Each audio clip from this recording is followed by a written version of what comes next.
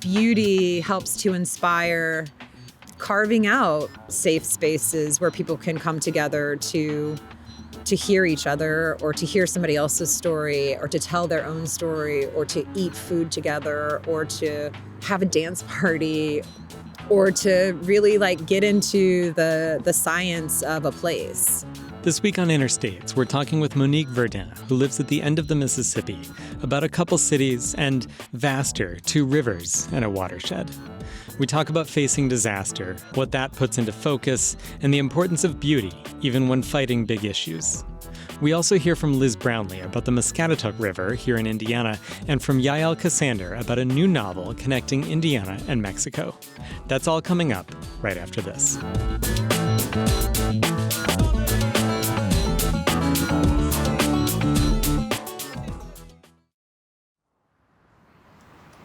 It's raining a light rain, carving green channels deep into the summer waters, where Bayou Chupik crosses under Esplanade Avenue in Bulbuncha, a place the colonizers rebranded as New Orleans. Above the dusty waters, darkening only faintly when the clouds pass over. Above the clanging tugboats and glistening Mississippi, above the slow, muddy waters of a nearby coastal marsh, where the last remnants of land, nestled behind the glimmering sliver of levees, is turning to dust. Above the portage roads, their memories of Choctaw and Chitimacha songs. Above the shrimp boats leaving It's raining in New shore Orleans. Maybe it's raining where you are too. If so, there's a not insignificant chance that rain is going to end up in the Mississippi River to flow eventually through New Orleans. The rain loves the afternoon and the tall. That's because a third of the continental U.S. is part of the river's watershed. I want to spend some time with watersheds today, the Mississippi in particular, but I hope it gets you thinking about your watershed, wherever you are. This is Interstates from WFIU in Bloomington, Indiana. I'm Alex Chambers. Today's episode starts at Watershed Weekend. That was an event put on by Exhibit Columbus in Columbus, Indiana in the fall of 2021. The event was at the Columbus Pump House, which had a busy road on one side and a bridge across the East Fork of the White River nearby. You'll get lots of cars in the background today. Seasons, peoples. The event was a chance for people to talk about the connections between water systems and people and histories in different regions. Because all those things are very connected. It is in the name of rivers that traces of indigenous ancestors survive. Chattahoochee, Hiwassee, Mississippi, Missouri, Tennessee. The water, seeking its own level in places near and far. How old are these cycles of rain to river to ocean to rain again, flowing also within our bodies, from our pores and from our eyes? This is a poem by Nick Sly, an actor and writer in New Orleans, and it's being read by Monique Verdin. I am a citizen of the United Homa Nation, and I live at the end of the Mississippi River, near the Gulf of Mexico. Monique had come to Columbus to help lead a storytelling workshop about watersheds. After she read the poem, she asked everyone there to get into a couple of circles. I think that lots of times we go to things and we want to just be observers, but we're asking you to come into the process to be part of this work with us, because tonight we're making an art piece that you will be a co-collaborator of. The prompt was for us to tell a story about a time we were in the Mississippi watershed. So we got into a couple of circles and told some stories. I've lived in the watershed my entire life. I started in Indianapolis. White River runs through, and I moved to Lafayette, which has the Wabash River. Moved to Rochester, Minnesota, which the Mississippi runs near. The Eagle Center and the eagles there are very beautiful. When I retired, we moved back here to actually Greenwood, the Indianapolis area. So I've always been close to the Mississippi watershed. It was soon after my father passed away. My mother brought the family together and said, I'm going to take you on a cruise. And we went, ooh. And of course we were thinking Caribbean or something. And it turned out it was a cruise up the Mississippi. But it turned out to be a really stunning landscape, lovely, quiet, silent eagles, lots of eagles, barges that were stuck. It was lovely in a way that we didn't expect. My river story, it goes back to the beginning of my career. I was at the confluence of the Illinois and Mississippi River. We were designing the Swan Lake Habitat Rehabilitation Project, and this was the pre-project period when it was supposed to be degraded and horrible, and we were going to come in and fix it because I'm the Corps of Engineers concretizer of the world. And we had a good hard design for this project, and we went in, and all I can say was it was 13 miles of ducks. We were in a boat driving up this lake 13 miles long, and as you got there, the ducks flew up, and the ducks kept flying up for 13 miles. We did our job, and we turned around, and ducks flew up for 13 miles back.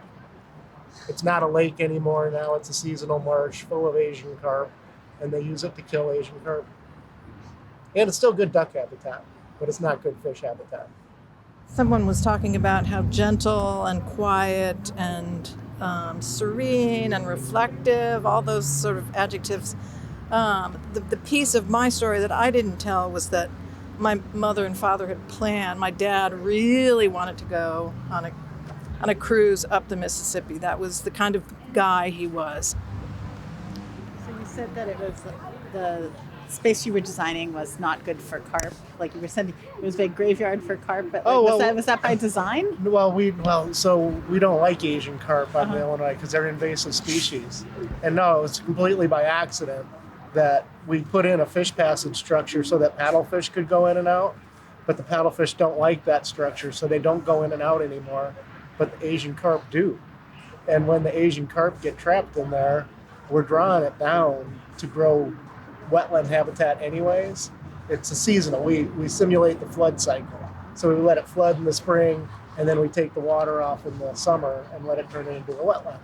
So when the carp get in there, they're just trapped, and we take the water off, and they die, and they become recycled back into the system. And yeah.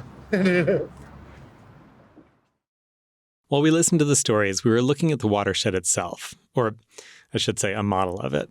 It was a 3D scale model of the entire Mississippi River watershed, carved out of rigid insulation foam. It's vertically exaggerated about 200 times. So just to kind of give it more of both a human scale, but also just to otherwise it would be relatively flat as a model. And it's 800,000 times smaller than the real thing. So that's the scale. Derek Hefferlin is a professor of landscape architecture and urban design at Washington University in St. Louis, in the upper Mississippi watershed. The piece he's describing is called Tracing Our Mississippi. Those foam landscapes stood on tables. There were little red pieces all over the white hills.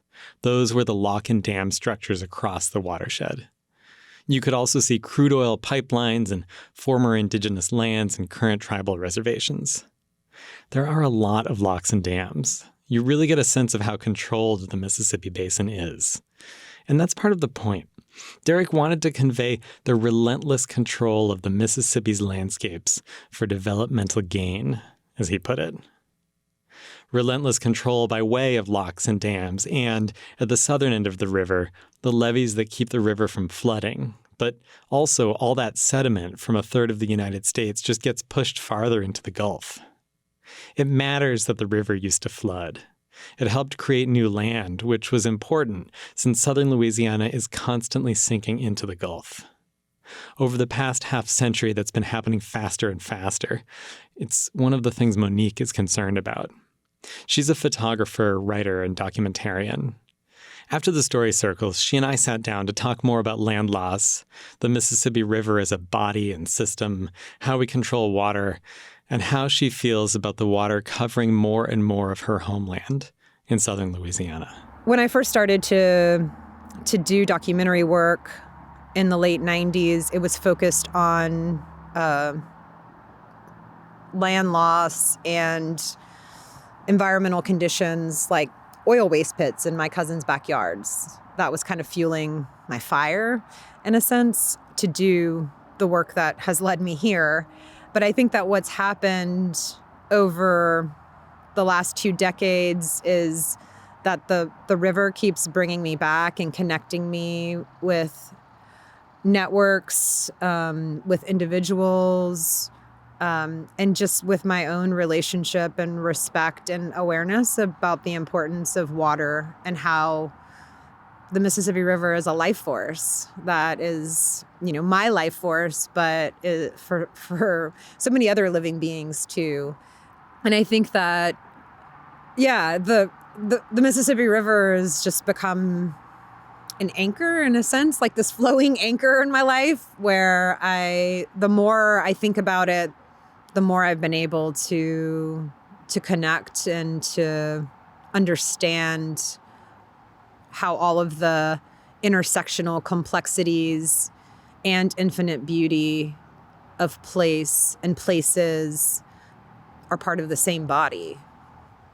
One of the things that I was curious to think about is, so here we are in southern Indiana, in Columbus, and I wonder if you've had thoughts about the connections of this place with the river basin in general, with your place, your home.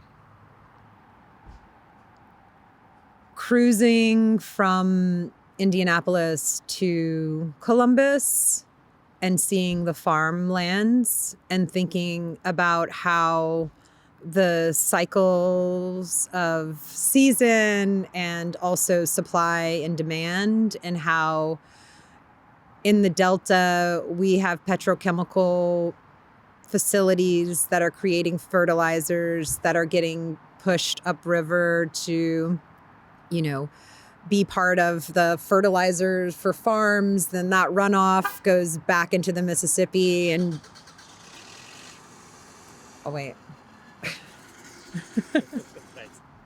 yeah, the cycles of how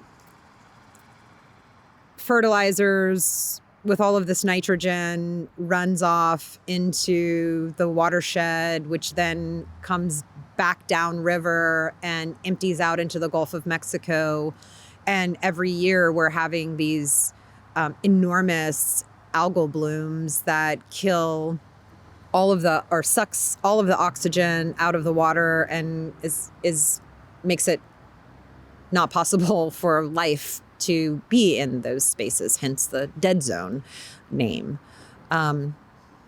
So much of my life I've been, so much of my adult life I've been saying that, I live in the heart of Cancer Alley, just north of the dead zone, where we're experiencing the most rapid land loss on the planet, pretty much.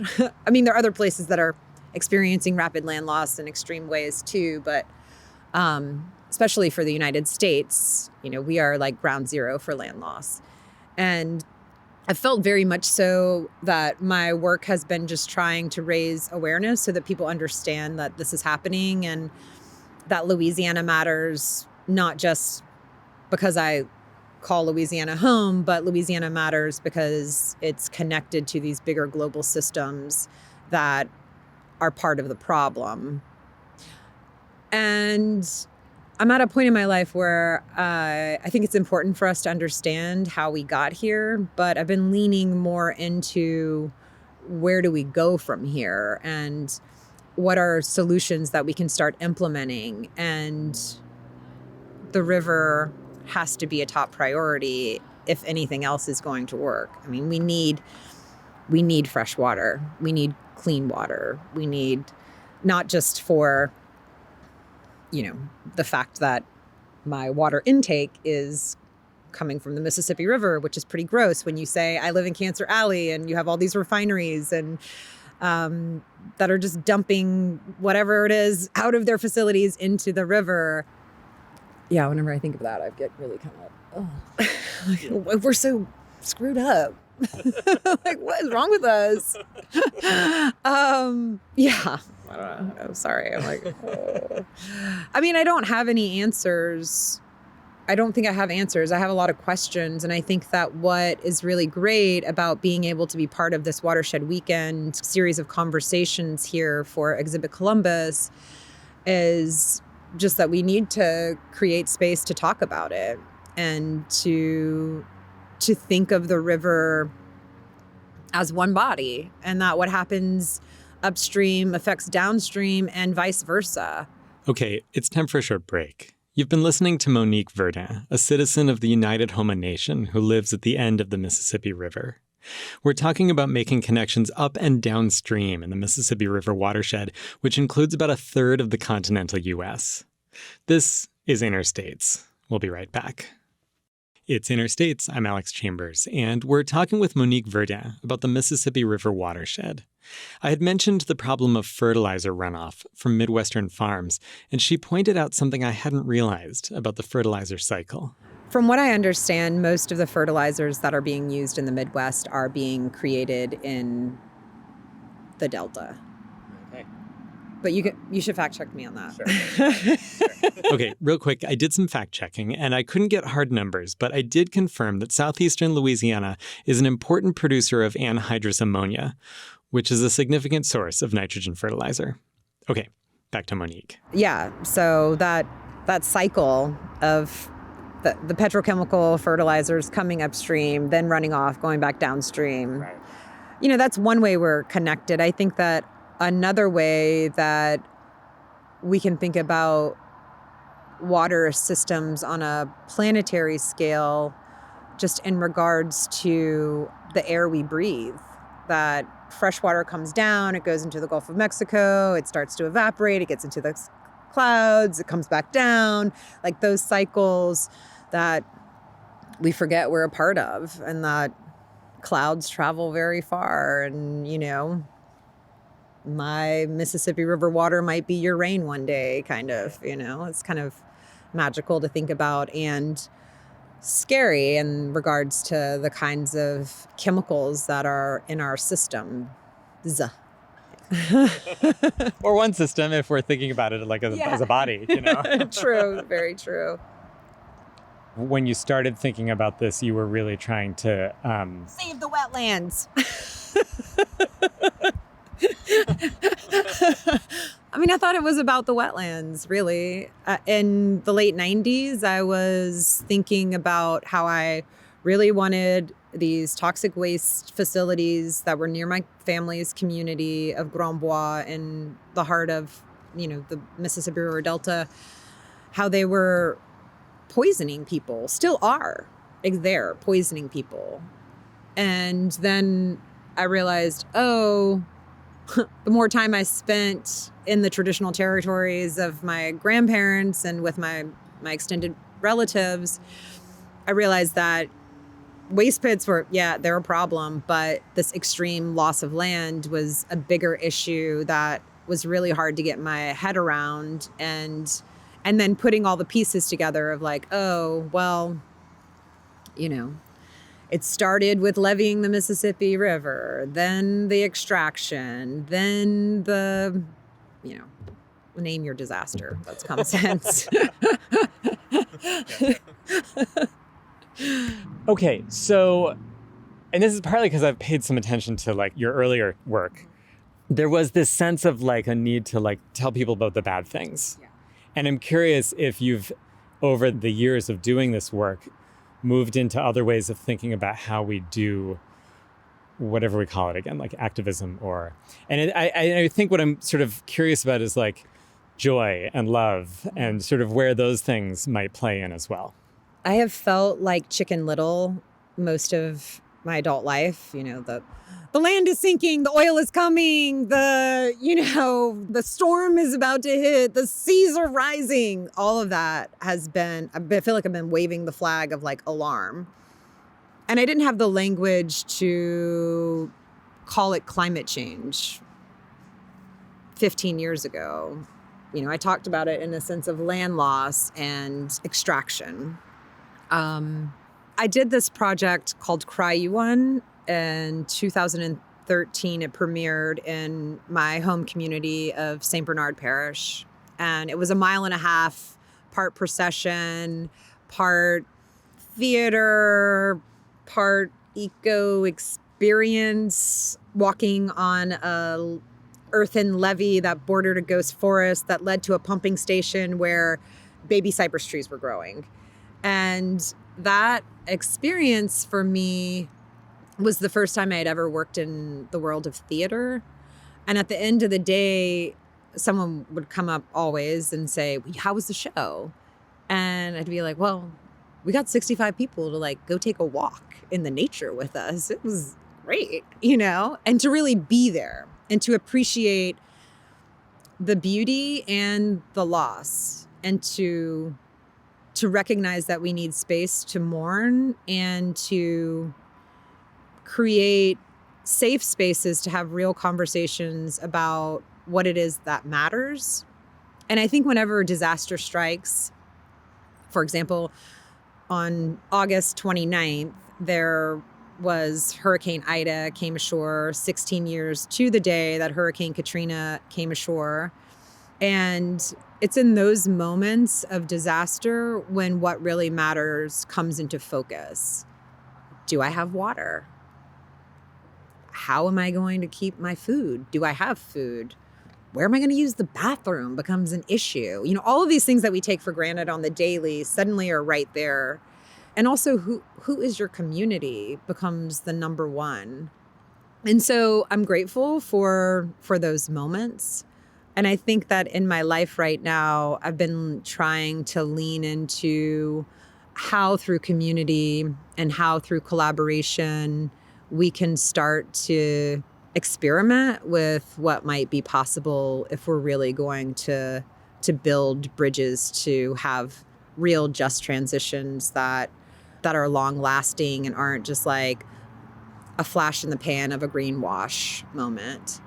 And so I've been really excited to work on this new project with Mondo Bizarro Productions. It's in process, and who knows where it will lead. It'll probably be a decade or more long project, but it's called Invisible Rivers. And we're really wanting to visibilize what has been silenced, and also to recognize that there are many stories about a place and many truths to a place, and to experiment with how we learn to live with water instead of how to control it all the time, and how the stories of the past can help to inform the visions for the future as well.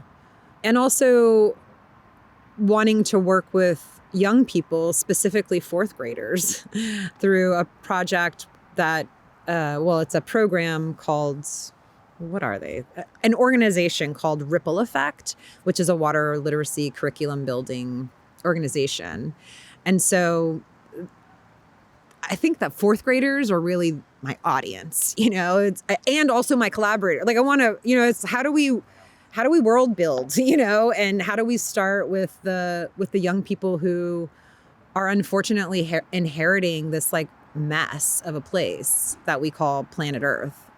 And also, the more I've learned about all of the complicated, ugly, problematic parts of history that have gotten us here, I've also been able to recognize the infinite beauty that is also present around me. And so, yeah, I think that beauty helps to inspire carving out safe spaces where people can come together to hear each other, or to hear somebody else's story, or to tell their own story, or to eat food together, or to have a dance party, or to really like get into the science of a place. And I think that I am still learning what the dynamics of a delta and what a riverine system and what riparian zones mean. And I think that I wish that someone would have informed me of all of these in small pieces even, but that these complex systems that are all around us that we take for granted are crucial for not only my well-being and my community's well-being, but so many other living beings' well-being and for the well-being of the water. All the well-being of the water. I like that too. I mean, just the water itself is a being that needs to be well. And that we should be respecting the rights of nature, the rights of the rivers, the rights of the oceans, and human beings have just tried to control and dominate, and look where it's led us.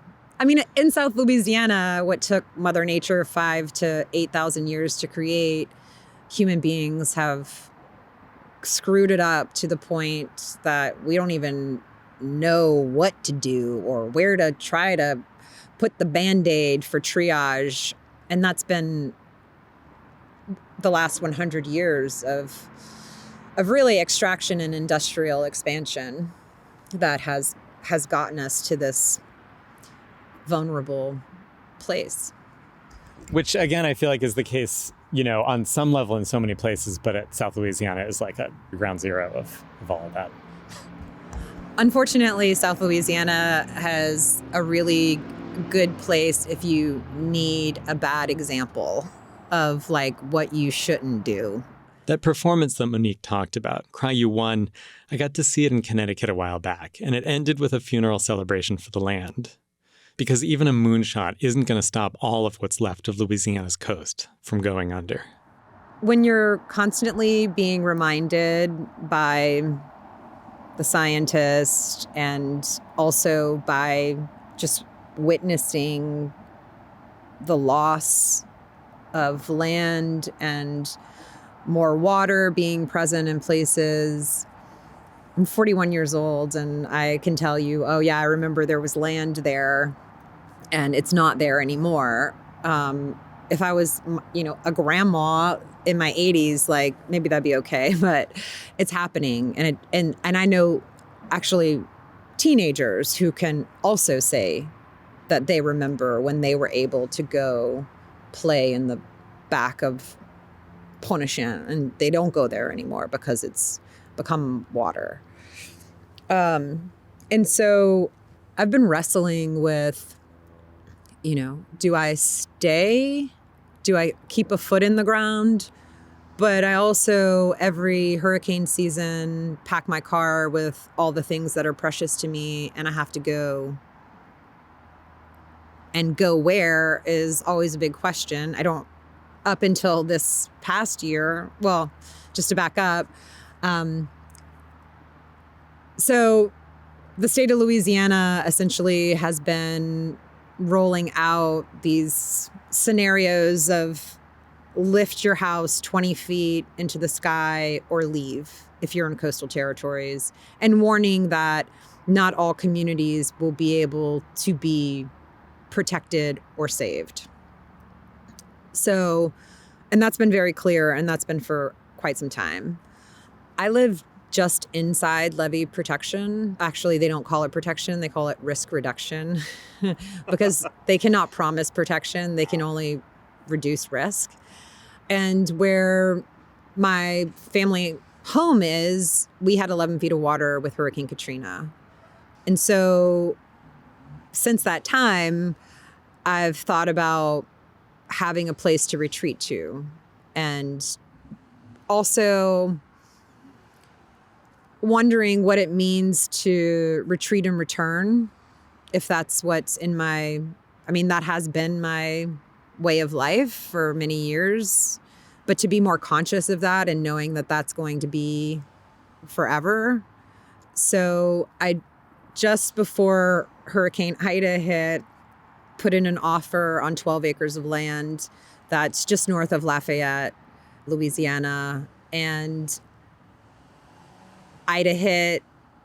A few days later, I drove down, delivered supplies of gas and water and basic needs that folks needed to have met.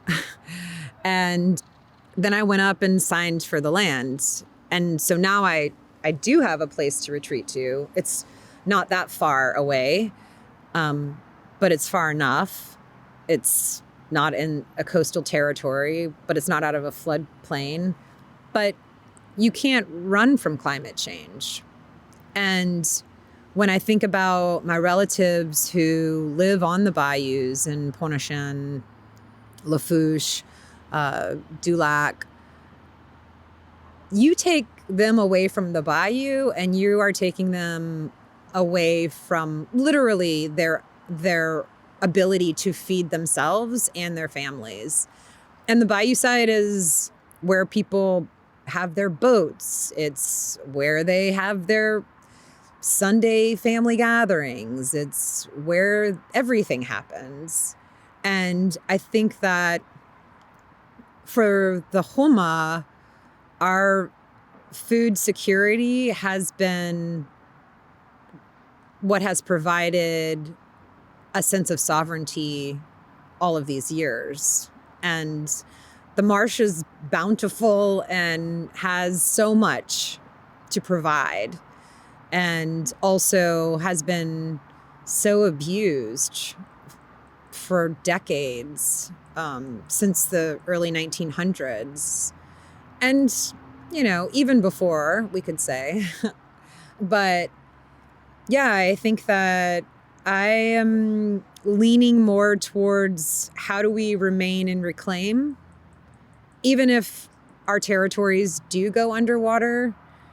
That doesn't mean they aren't still sacred places. And I think just that access to natural resources is so important, not only for our ability to feed ourselves, but also for just mental health and wellness, to be able to be where your family and where your way of life is rooted. Even though our ways of life are adapting and shifting, it's still rooted to a place. I'm really excited about the land. It's in a place called Prairie des Femmes, which means women's prairie. And it's, I have no idea what will come of that place, but I do have every intention to make it a safe place, not only for myself to retreat to, but for community, for my family. When there's a hurricane, everyone gets scattered to the wind. And I think that, we're already vulnerable. You put us out in the world without our people and we're just lost, So I think it's, that's like my next 10-year project. That and the Float Lab, Invisible Rivers. Yeah. Let's build some gardens. Let's have some floating experiences. And Yeah, that sounds great. Dance parties. More dance parties. More dance parties. And, whatever else it takes to keep you focused on what's actually important. Time with your people in a place that matters to you. You're listening to Interstates. When we come back, a postcard from an Indiana river.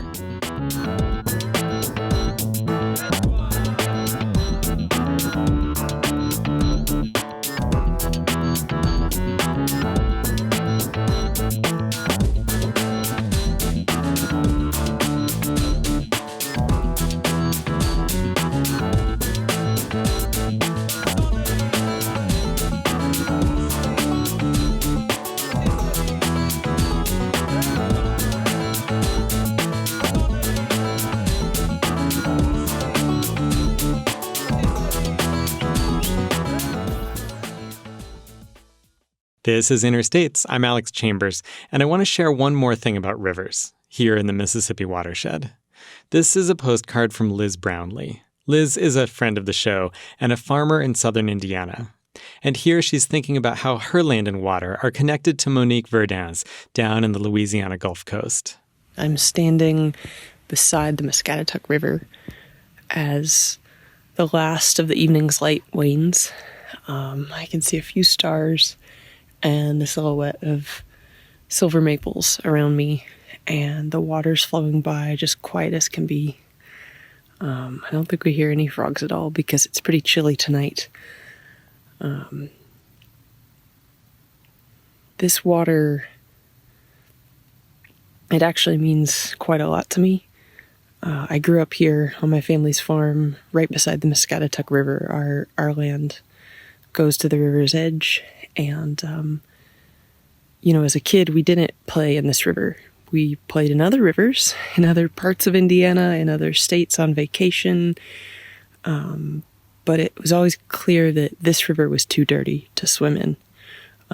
We didn't paddle here. We'd go other places to canoe, even other places within our county, but not this river. And so to set the scene for you, when I look south, the river's banks are denuded. All the trees have been cut on purpose.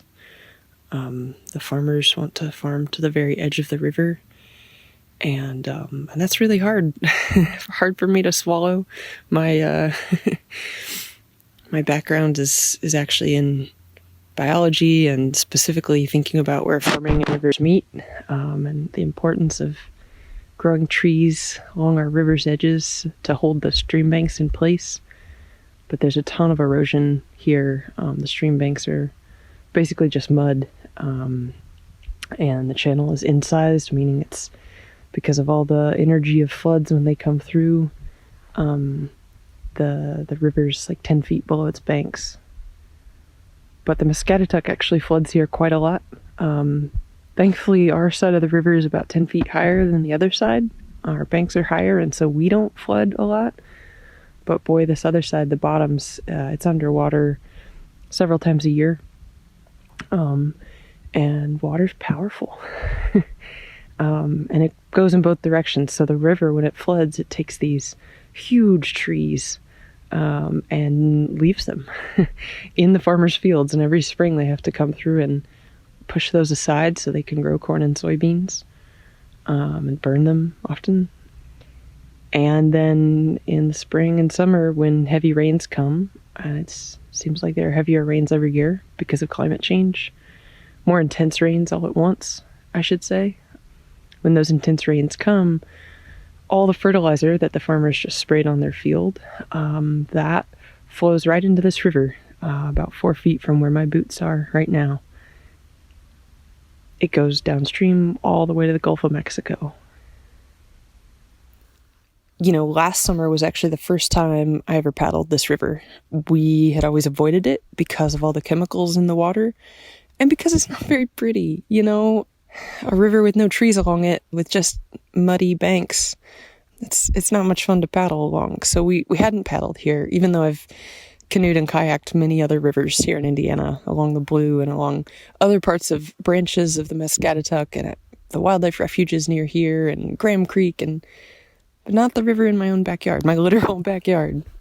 And so last summer we had family in town visiting, and we said, it hasn't rained in a while. There shouldn't have been much runoff recently. The water's probably in okay shape, and we just won't get in. We'll just paddle, but we won't swim in it.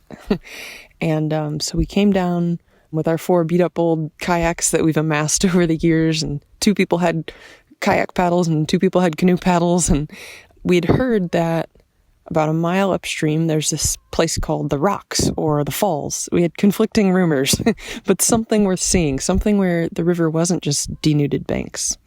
And so we paddled, and we only paddled for maybe a half hour. I mean, it didn't take long at all. And there were all these rocks and rocky edges, boulders, almost a set of rapids. It was really beautiful. Trees on both sides, just for this little stretch. And the Muscatatuck, just for that little stretch, was beautiful. And I felt real joy that the river had this beautiful spot. Even if, at my house, opposite bank from us was denuded, at least this spot was beautiful. And at least we were growing trees on our side of the river and doing what we could on our portion of the river. And we are doing what we can on our portion of the river. So on our farm, we've converted all the corn and soybean land into perennials. Right here by the river, that means a lot of it's pasture, where we raise livestock, but we keep a buffer where we don't go right up to the river's edge. We've actually put all that land into a wetland restoration program. My family did that back in 2008 when I was still in college, and that's a government program. And actually putting those 30 acres into wetlands let us pay off the farm once and for all. And I like to tell people that because I want people to know that farms can have a really positive impact on rivers. They can have a really healthy, dynamic relationship. Every time this river floods, those wetlands flood, and that's good. Those fields that we enrolled in that program, they never should have been taken out of wetlands in the first place. They never should have been farmed. When my parents farmed that land, they wouldn't get a crop most years. 3 years out of 5, it would flood and they'd lose everything they'd planted. That's ground that should be wetlands. And so they enrolled it in that government program, and the federal government paid them, and we paid off the farm once and for all. And on that ground, we dug ponds and planted about 10,000 trees. And that ground actually floods naturally now. There's an influx of water, and then those ponds are wet in the spring, and they're a beautiful little nursery for turtles and frogs and birds. And then they dry up every year in the dry times. In August, they're dry as a bone, and that's okay. That's a natural cycle, a natural way that our farm integrates with the river. And, hopefully our trees that we've planted and all of our neighbors who have done a good job along the river, because there are plenty of folks who do a good job, well, we're all trying to help clean up the river just a little bit so that by the time this water gets to the Gulf, it's not quite so heavy in nitrogen, and maybe it's a little healthier. Liz Brownlee runs Nightfall Farm with her husband, Nate. That's it for today's Interstates. As always, we've got your quick moment of slow radio coming up. But first, the credits. The Interstates team is me, Alex Chambers, with Violet Barron, Jillian Blackburn, Avi Forrest, and Jay Upshaw. Our executive producer is Eric Bolstridge. Special thanks this week to Monique Verdin, Nick Sly for sharing his poem, Derek Hefferlin, Bob, Ann, and Chuck, who shared their stories from the Mississippi Delta region, Liz Brownlee, and Yael Cassander. Our theme song is by Amy Olsner and Justin Vollmer. We have additional music from the artists at Universal Production Music. I want to acknowledge and honor the Miami, Delaware, Potawatomi, and Shawnee people, on whose ancestral homelands and resources Indiana University Bloomington, home of WFIU, is built, as well as the generations of workers who built it. All right, time to listen to a place.